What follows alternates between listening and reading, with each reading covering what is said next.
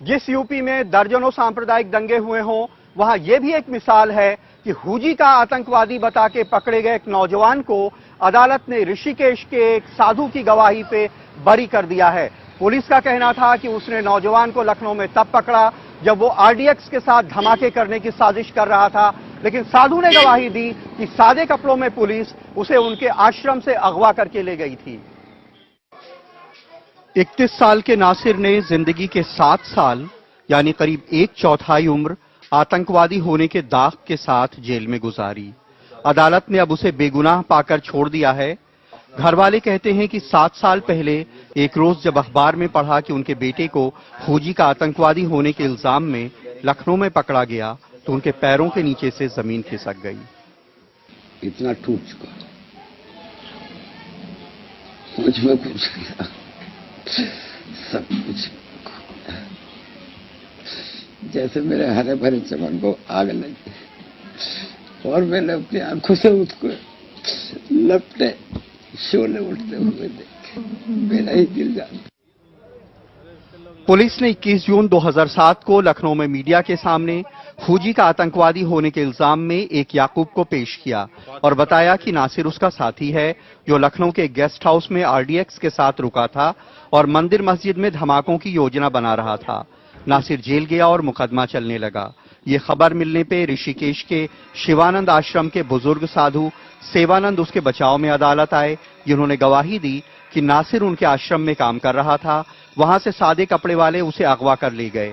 Police में शिकायत की लेकिन रिपोर्ट नहीं लिखी गई। साधु कई बार गवाही देने आए। स्वामी सेवानंद जी मेरे लिए आए गवाही देने के लिए, उनका बहुत बड़ा एहसान है। और इस मुल्क की सेकुलरिज्म जो है उसको उन्होंने कायम रखा, हालांकि गैर मजहब होने के बावजूद भी वो मेरे लिए आए, उनका बहुत बड़ा एहसान है। मैं उनका आभारी हूँ और उनका जितना शुक्र अदा किया जाए मेरे लिए कम है। मेरे लिए वो वहाँ इतनी दूर पहुँचे और मेरी बेगुनाही साबित करने में उनका अहम रोल है।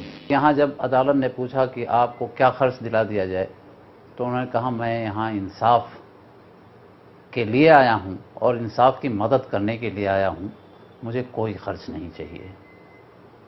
तो उनका चरित्र जो उन्होंने पेश किया है न्यायालय के सामने वाकई वो सराहनीय है। 24 साल की उम्र में नासिर जेल गया।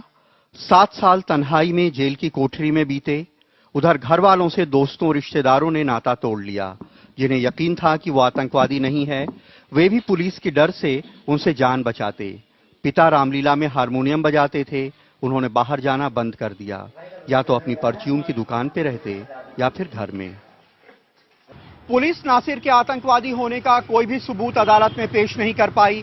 देश में ऐसे तमाम किस्से हैं जब आतंकवादी होने के दाग के साथ सालों साल जेल में गुजारने के बाद लोग बरी हो गए हैं, लेकिन यह पहला ऐसा मामला है जब एक हिंदू साधु की गवाही से दहशतगर्दी का इल्जाम झेल रहा एक मुसलमान युवक इस तरह बरी हुआ है।